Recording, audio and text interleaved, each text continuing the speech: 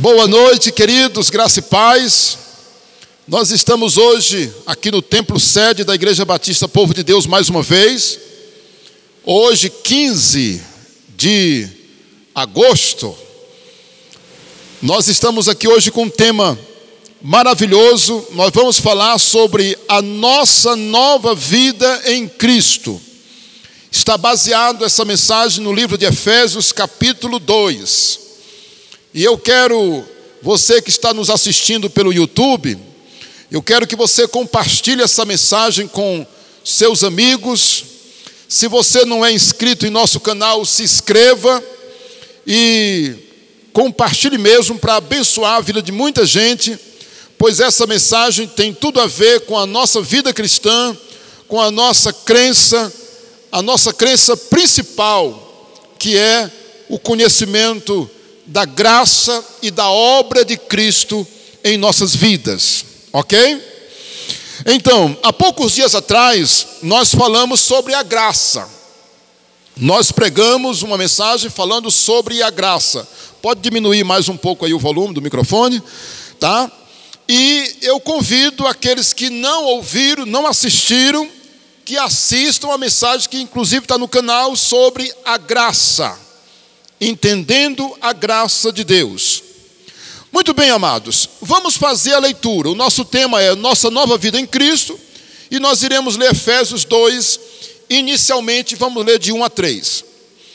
Ele nos deu vida, estando vós mortos nos vossos delitos e pecados, nos quais andastes outrora, segundo o curso desse mundo, segundo o príncipe da potestade do ar, do espírito que agora atua nos filhos da desobediência, entre os quais também todos nós andamos outrora, segundo as inclinações da carne, da nossa carne, fazendo a vontade da carne e dos pensamentos, e éramos por natureza filhos da ira, como também os demais. O verso 4, mas Deus, sendo rico em misericórdia, por causa do grande amor com que nos amou, e estando nós mortos em nossos delitos e pecados, nos deu vida juntamente com Cristo. Pela graça sois salvos.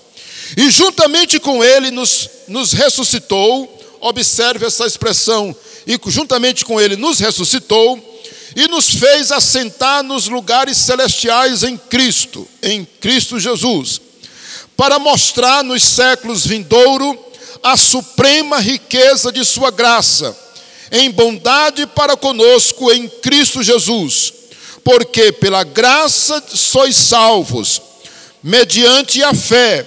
Isso não vem de vós, é dom de Deus.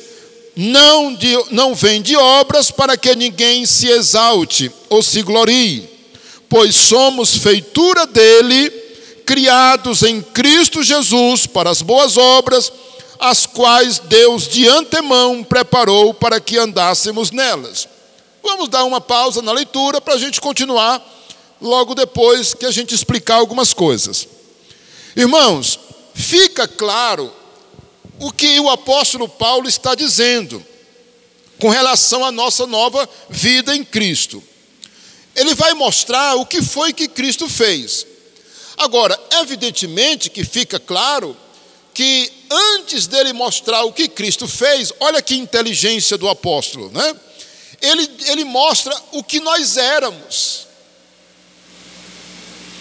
E quem está lembrado da nossa escola bíblica, nós, quando estudamos a carta de Paulo aos Efésios, nós vimos que a frase que mais aparece no texto é em Cristo.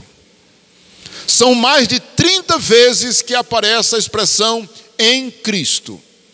Então, o objetivo da carta de Paulo aos Efésios é mostrar o que nós somos em Cristo. O que eu sou agora? O que o Isaías é, uma vez que ele aceitou a Cristo, entregou a sua vida a Cristo? O que eu sou? Agora, como eu disse, vamos analisar como era a nossa vida.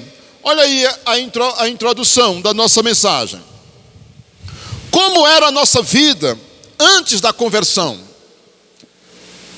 Eu fico observando que eu já vi gente dizer assim: fulano não mudou, não vi mudança nenhuma. Evidentemente que tem crentes que você, ao olhar para ele, você não vê uma mudança assim radical. Agora, se ele for realmente crente, lembra dos nossos valores, o primeiro que falamos hoje? Se a pessoa for realmente uma pessoa crente, eu posso lhe assegurar que muita coisa aconteceu na vida dela espiritualmente falando, ainda que ninguém veja nada, ou aparentemente não veja nada. Como era a nossa vida antes da conversão? Está aí, está aí a resposta. Versos de 1 a 3. Leia, observe novamente o que Paulo vai dizer. Ele nos deu vida, estando nós mortos nos nossos delitos e pecados. Ou seja, a primeira característica da nossa vida antes era que nós estávamos mortos. A pessoa tem que entender isso. Agora, você sabe que as pessoas não entendem, né? Se disser para elas que elas estavam mortas no pecado, elas, não. Inclusive, elas nem se acham pecadoras. Elas nem acreditam que elas estão perdidas, mortas. Elas se ofendem se a gente disser que elas estão perdidas, que elas estão mortas nos seus pecados. Elas não aceitam. Mas Paulo está dizendo que uma pessoa sem Cristo, ela está morta, espiritualmente falando. Ela está morta no seu pecado ou nos seus pecados. Vocês entendem isso, irmãos? Vamos ver o versículo 2. Bora lá, me acompanha. Nos quais andastes outrora segundo o curso do mundo, segundo o príncipe da potestade do ar, do espírito que agora atua nos filhos da desobediência. Qual era a outra situação? Éramos guiados pelo curso pecaminoso do mundo. Eu me lembro de um rio, irmãos. Você sabe que um rio tem um curso, não tem? O leito. Quando você coloca uma água num rego, o que acontece com aquela água? Ela segue o rego. Não é verdade? A água é uma coisa que, inicialmente, ela não se domina no percurso dela. Ela vai para o lugar mais baixo e ela segue um leito. Embora não seja ali um lugar que se corra água com frequência, mas se você joga água, ela vai procurar um curso que seja ideal para ela. Um rio, ele tem um curso natural, por isso que ele é cheio de curvas. Aquele curso obriga a água a ir por aquele lugar. Espiritualmente, as pessoas estão seguindo um curso, só que elas não se dão conta. Elas estão seguindo um curso invisível. Consegue entender isso? Mas elas estão seguindo uma coisa, só que elas não se dão conta. Elas estão seguindo o quê? O mundo. E por que elas seguem o mundo? Porque elas estão dominadas por um espírito chamado espírito do príncipe das trevas, que nós sabemos que é Satanás. Esse verso ele mostra que, na verdade, quem é que governa o mundo pecaminoso? Espíritos malignos. Irmãos, tem gente que pensa que uma pessoa só está sob a influência maligna quando ela está possessa, que o demônio toma de conta dela e é preciso uma pessoa ir lá e expulsar. Não. As atitudes de uma pessoa no mundo mostram que o inimigo está agindo na vida dela. Aquelas atitudes não são normais. E nós sabemos que a pessoa não tem força. Prostituição, bebida, mentira, raiva, briga, droga e uma série de coisas que a gente poderia citar. Imoralidade. Você acha que uma pessoa imoral, ela está normal? Você acha que uma pessoa que se prostitui, uma pessoa que rouba, a polícia prende, ela é solta, mas ela volta a cometer? Tem gente, meus irmãos, até que numa saída temporária, por algum benefício que existe na lei prisional, ela sai naquele dia, como o Dia dos Pais, Natal, pois ela vai cometer crimes. Tem pessoas que são condenadas a vários anos de prisão, ela paga aquela pena, na hora que ela sai, ela volta a cometer. Então, as pessoas, elas são dominadas por um espírito maligno, quando elas estão no mundo. Uma outra coisa, a Bíblia diz que as pessoas do mundo são filhos da desobediência. Por quê? Porque fazem a vontade da carne e dos pensamentos. Meus irmãos, nem todo mundo gosta de ser chamado filho da desobediência. Mas é isso que a Bíblia está dizendo. Nós éramos filhos da desobediência e não da obediência. Olha aí a nossa situação. Veja que os verbos estão no passado. Estávamos mortos, andávamos.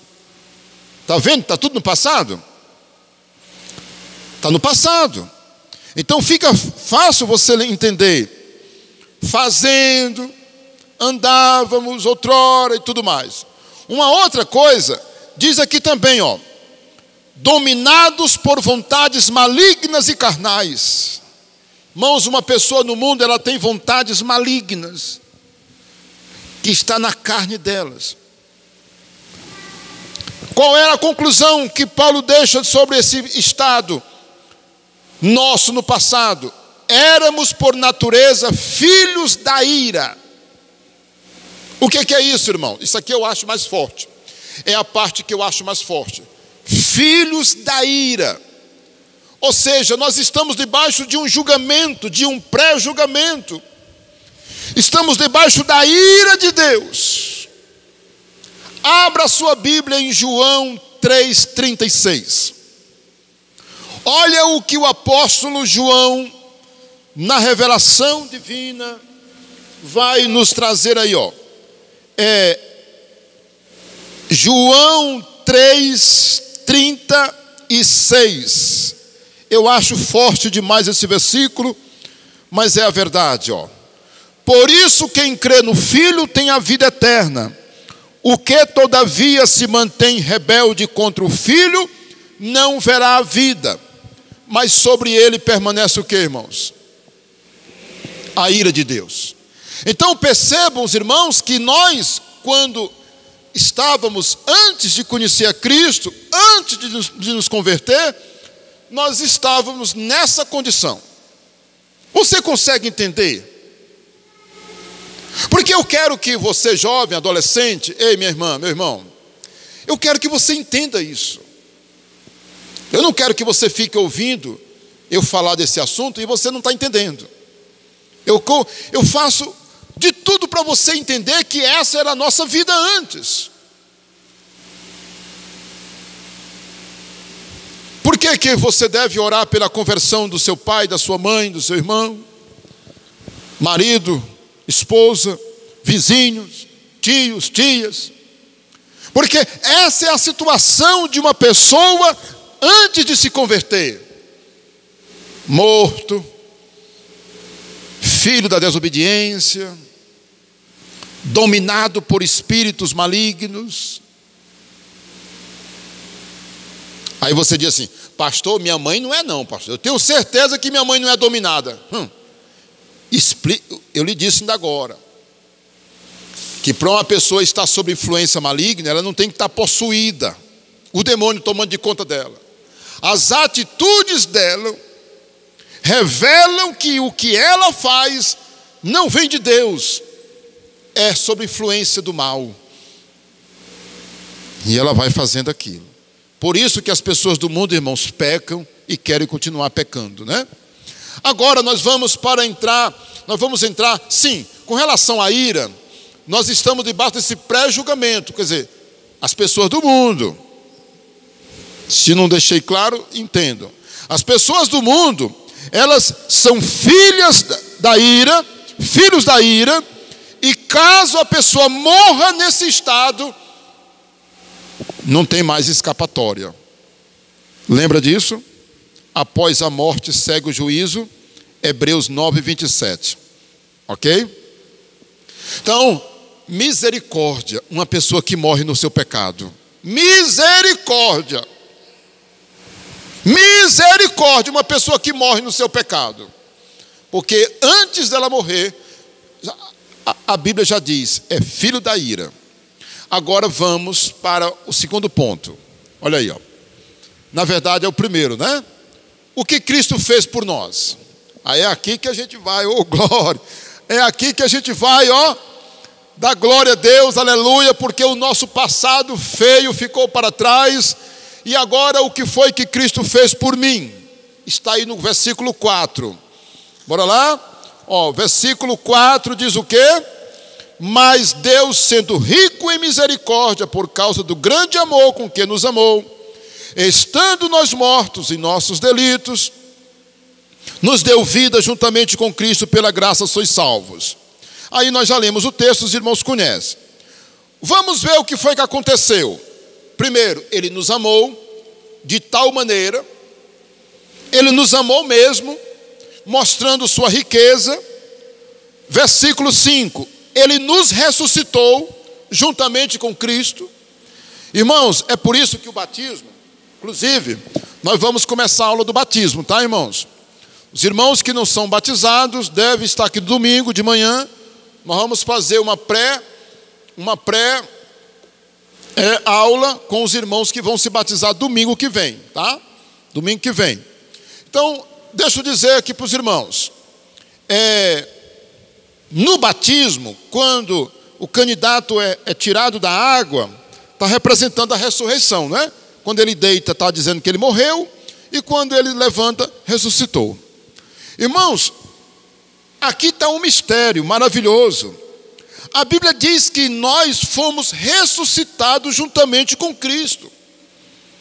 Olha que coisa tremenda. Nós morremos para o mundo, e agora em Cristo, nós fomos ressuscitados com Ele. Ou seja, a ressurreição de Cristo, depois da morte na cruz, tem tudo a ver comigo, tem tudo a ver com você. Não é interessante isso? Nós fomos ressuscitados juntamente com Cristo. Profundo. Outra coisa que aconteceu, Ele nos salvou gratuitamente, pela graça mediante a fé. Então, Ele fez por nós algo poderoso, porque Ele nos salvou gratuitamente. Está aqui no verso 8 e 9. Não exigiu, aí agora, lembra da graça? Não exigiu boas obras, sacrifício ou dinheiro. Olha que coisa. Ele me ressuscitou, Ele me amou, Ele me ressuscitou, e agora Ele me salvou. O que foi que aconteceu com Lázaro? Jesus chegou na casa de Lázaro e levaram ele até o túmulo de Lázaro. O que foi que aconteceu? Jesus foi até lá e disse: Lázaro, vem para fora. E ele ressuscitou Lázaro. Meus irmãos, assim foi o que Cristo fez. A Bíblia diz que Ele amava Lázaro, né? E Ele foi até a casa de Lázaro, e Ele chorou por Lázaro.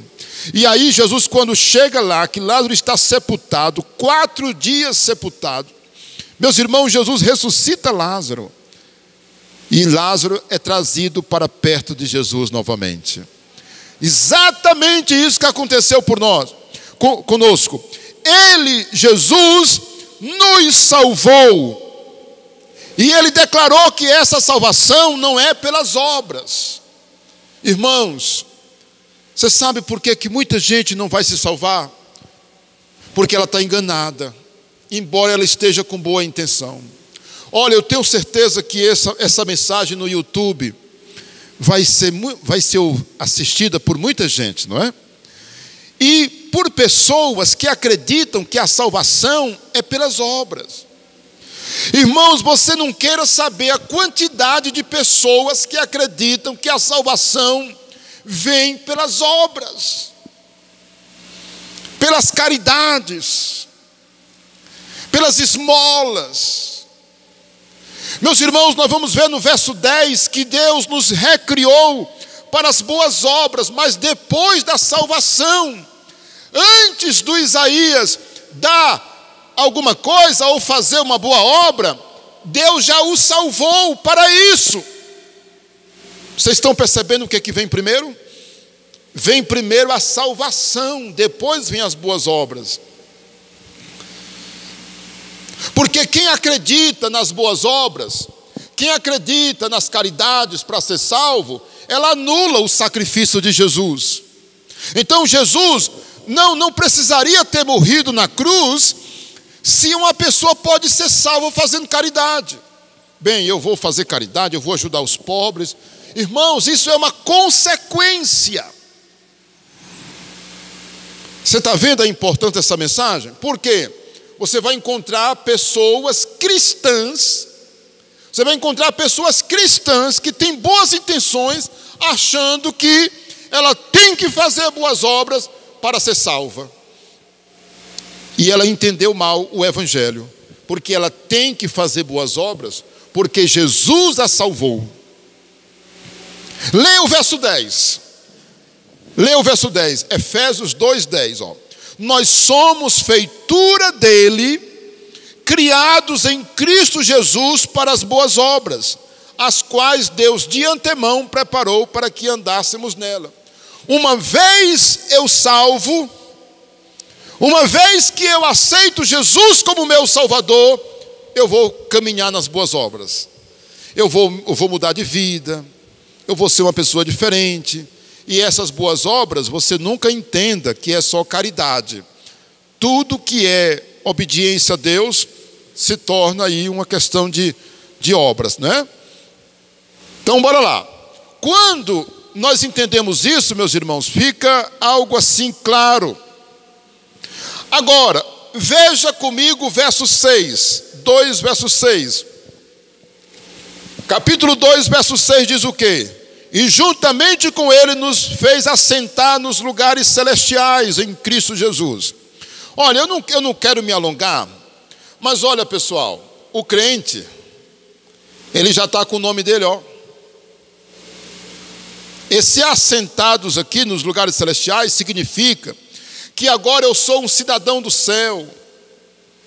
Agora o meu relacionamento com Deus não é só aqui na terra, ó. Já tem uma coisa ligada lá em cima, ó. Já tem tudo a ver. Meu nome está lá. Jesus já voltou para preparar lugar. Entendeu? O meu registro já está lá. Eu também sou um cidadão de lá. Eu estou aqui na terra como forasteiro. Jesus disse lá em João capítulo 17 que nós não somos desse mundo. Entendeu?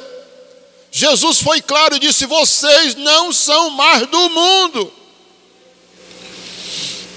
Então nós somos de lá. Paulo vai dizer lá em Filipenses que a nossa cidade está nos céus, a nossa pátria. Entendeu? Então tudo isso faz com que a gente entenda o que nós somos, o que foi que ele fez por nós. Sabe por quê, irmãos? Porque tem gente que assim, uma vez eu perguntei para uma cristã, meus irmãos, eu vou me limitar, né? Porque eu não quero expor ninguém. Não foi aqui em Parnaíba, não. Irmãos, ela tem muitos anos que ela é crente. Ela disse assim: pois é, pastor, estou lutando para ser salva. Rapaz, 30 anos, irmão. Me deu uma tristeza, irmão. Me deu uma tristeza.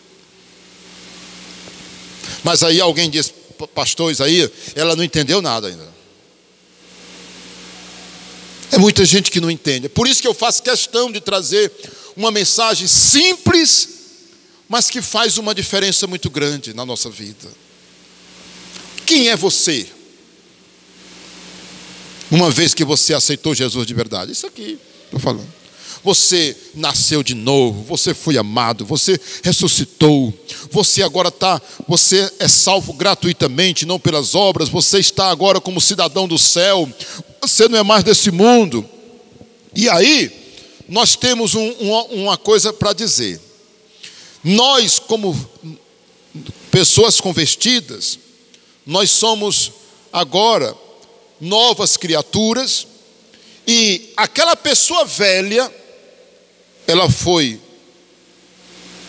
ela morreu, ela foi sepultada, só que ela pode, meus irmãos,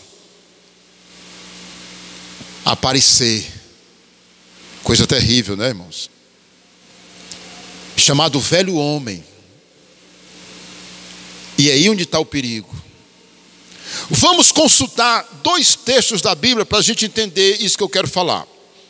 Você vai abrir em Romanos, capítulo 6. Abra Romanos, capítulo 6, verso 4 em diante. Olha o que está escrito. Fomos, pois, sepultados com ele na morte pelo batismo, para que, como Cristo foi ressuscitado dentre os mortos, pela glória do Pai, assim também andemos em novidade de vida. Porque se fomos unidos com ele na semelhança de sua morte, certamente seremos na semelhança de sua ressurreição. Sabendo isto, que foi crucificado com ele o nosso velho homem, para que o corpo do pecado seja destruído, e não sirvamos o pecado como escravo. O velho homem, meus irmãos, foi destruído, para que a gente não sirva mais o pecado como escravo. Agora eu quero que você vá para Efésios, capítulo 4. Abra lá em Efésios 4, versículo 22. Olha aí, ó. No sentido de que, quanto ao trato passado, vos despojeis do velho homem. Despojar, meus irmãos, é isso aqui, ó. É como tirar uma capa de cima de você. Você não tem uma roupa sobre você? Quando você tira aquela roupa, é como se você estivesse se despojando. É a mesma palavra para aquele momento em que a pessoa tira uma coisa sua. Puxa, ele está lhe despojando. Despojeis do velho homem, que se corrompe segundo a concupiscência do engano, ou desejos malignos do engano, e vos renoveis no espírito do vosso entendimento, e vos revistais do novo homem, criado segundo Deus, em justiça, retidão, procedente da verdade. A palavra revestir, sabe o que significa? Se vestir. A palavra revestir significa, se vestir. Quando você colocou essa roupa hoje, você se revestiu dela. Você vestiu a camisa, você estava se revestindo com essa camisa. Então Paulo está dizendo que nós devemos nos revestir do novo homem, porque o velho homem morreu, o velho homem foi crucificado. E quando você volta a pecar, esse velho homem começa a ressurgir. Você está vendo? Vamos para o segundo ponto. Olha aí, ó. Eu falei do velho homem, né? Muito bem. Nossa nova situação diante de Deus. Qual é então a minha nova situação diante de Deus? Aí, embora a gente já tenha falado algumas coisas, tem mais uns detalhes aqui importantes. Número 1, somos membros agora da família de Deus. Cidadão dos céus, amigos de Deus, herdeiro das promessas de Deus. Jesus eliminou, inclusive, a separação que havia entre, por exemplo, os judeus e os gentios. Veja comigo o versículo 11 em diante de Efésios 2. Não tire a sua Bíblia de Efésios 2. Olha o que diz o texto. Portanto, lembrai-vos de que outrora vós, gentios na carne, chamada incircuncisão por aqueles que se intitulam circuncisos na carne por mãos humanas, naquele tempo vocês estavam sem Cristo, separados de Israel e estranhos às alianças da promessa, não tendo esperança e sem Deus no mundo. Irmãos, a Bíblia diz que nós no passado, nós não éramos gente. Você está entendendo? O que nós éramos, meus irmãos? No passado, nós não tínhamos Deus. Nós éramos alheios, estranhos, inimigos. Olha que coisa, está aqui o texto. O texto deixa claro. Nós éramos estranhos, separados de Israel, estranhas alianças, não tendo esperança e sem Deus no mundo. Está aqui o texto. Sem Deus. Sem Deus. E o verso 13. Mas agora em Cristo Jesus, vós que antes estavam longe, fostes aproximados pelo sangue de Cristo, aleluia! E o verso 15, aboliu na sua carne a lei dos mandamentos, na forma de ordenanças. Agora vamos partir para o versículo 19. Assim já não sois estrangeiros e peregrinos, mas cidadãos dos santos, e sois membros da família de Deus. Vamos aplaudir o Senhor, meu irmão, porque merece. Meu Deus, nós somos membros da família de Deus. Nós agora somos pessoas ligadas à família de Deus. Só para efeito, para você marcar aí, Romanos 10, 12. Eu faço questão de você marcar esse versículo. Sabe por quê, meus irmãos? Tem uns bonitinhos aí, inclusive na internet. Sabe o que ele diz? Não. O povo de Deus é o povo de Israel. Irmãos, na igreja, os judeus e os gentios formam o povo de Deus. Agora, Israel como nação tem as suas promessas, é o povo da promessa, e é um povo que está ligado no mundo espiritual a Deus, e as promessas a eles vão se cumprir. Agora, espiritualmente não há mais separação. Olha aí, Romanos 10, 12, o que está escrito? Pois não há distinção entre o judeu e grego, uma vez que o Senhor é o Senhor de todos, ricos para com todos os que o invocam. Você tem coragem de dizer que há diferença agora? Historicamente, a nação está lá. Nós amamos o povo judeu, oramos por eles, oramos pela salvação dos judeus, para que eles reconheçam que Jesus Cristo é o Messias.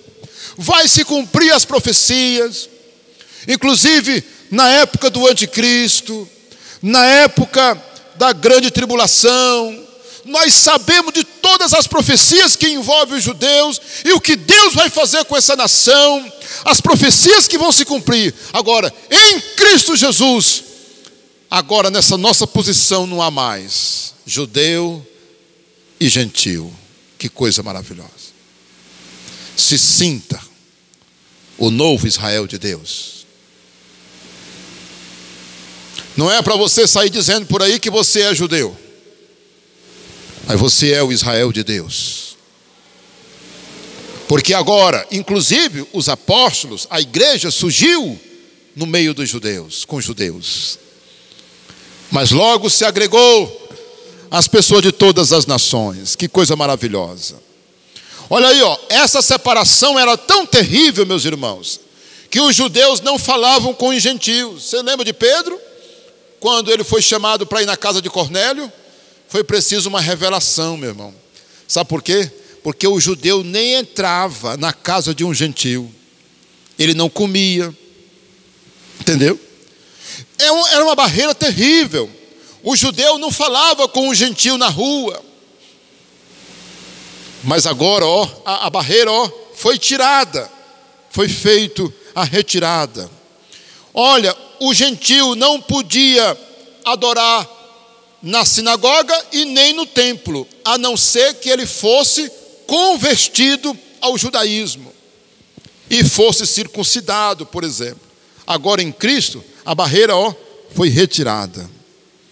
Vamos para a nossa conclusão. Aliás, na verdade, um minutinho só. Antes da conclusão, tem um detalhe. Lá em João 14, 23, diz que nós somos a morada de Deus. Então, a nossa situação, ela é tão maravilhosa que nós usamos os templos ainda hoje, né? Para congregar a igreja. Mas a igreja que é o templo. Você é o templo de Deus. No momento em que eu aceito Jesus, no momento em que eu me converto e que eu faço parte da igreja, eu me torno a casa de Deus. Eu me torno o santuário de Deus. No Novo Testamento, esse pensamento é muito discorrido, é muito bem explicado. Lá em Coríntios, que nós somos, meus irmãos, a casa, o templo, a morada de Deus. Em João 14, 23 diz que Ele vem habitar em nós e nós somos a sua morada. Viremos a Ele e faremos nele morada. Só que nós estamos em Efésios 2, não é? Lembra? Veja bem aí no verso 21. Efésios 2, 21. Porque vocês não vão esquecer esse verso. Olha aí, ó. No qual todo o edifício bem ajustado cresce para santuário dedicado a quem? Ao Senhor. Nós somos agora o santuário. Pode aplaudir o Senhor? Nós somos o santuário de Deus. E aí, nós vamos agora concluir com essa mensagem aí, ó. Conclusão. Como foi que ele fez isso?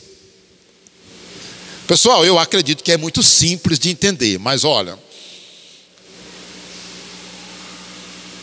se esforce para entender mesmo, para não deixar nada de dúvida, a obra dele. Por quê, ó? Como foi que Cristo fez toda essa obra? O Isaías, que estava morto no mundo, né? Ele usou o quê? Ele usou 3 coisas, irmãos. Olha aí, ó. 3 ingredientes. Toda essa obra, ela é feita baseada em 3 coisas. Em primeiro lugar, ela é baseada, sabe em quê? Na graça.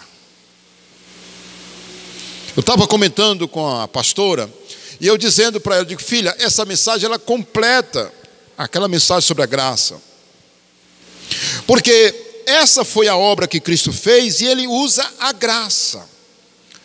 E hoje em Tito, capítulo 2, verso 11, nós lemos que a graça se manifestou salvadora a todos. Ei, essa obra, agora nós vamos combater, não é?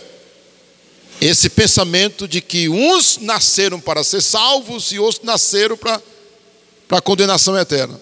Irmãos, toda essa obra, ela é oferecida a todos os homens.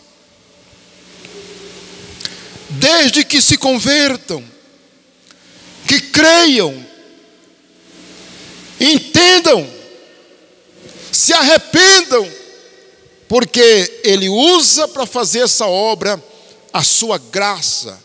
E na graça não há acepção de pessoas, não há obras, não há privilégios. Irmãos, olha, em algumas culturas, Você sabe que há as castas, né? A casta, por exemplo, dos escravos, a casta dos sacerdotes. E segundo esses costumes, uma pessoa não pode passar de uma casta para outra. Irmãos, e aí tem religiões que elas inclusive são fechadas, ou seja, a salvação só é para aquele tipo de gente, para aquele outro ali não. E aí eu quero dizer para os irmãos que no evangelho, no cristianismo, isso não existe. Deus, ele usou a sua graça e ele agora diz uma coisa para mim e para você: cadê a tua fé? Mediante o quê? A fé. Versículo 8. Pela graça sois salvos mediante a fé. E qual foi o terceiro, pastor, que ele usa? Nós vamos lá para João, quando ele diz, em João 16, João 14, fala da vinda do Espírito Santo. E aí a Bíblia diz que quando o Espírito Santo vier, ele faria o quê? Convenceria o quê? O homem do pecado. Quem é que lembra? Convenceria o homem do pecado, da justiça e do juízo. Então a obra, meus irmãos, é por isso que nós não devemos esquecer de orar pelas pessoas não crentes, para que haja, meus irmãos, o toque de Deus nos seus corações, o agir de Deus em seus corações. Amém? Que Deus nos abençoe. Então, que fique com essa mensagem guardada no seu coração. Eu quero convidá-los que fiquem em pé. Amém? Um abraço a todos que estão aí nos assistindo pelo YouTube. Deus abençoe a sua vida, a sua família. E eu espero que você medite nessa mensagem e possa tomar uma linda decisão de seguir a Jesus Cristo, entregando sua vida a Ele. Amém? Um abraço.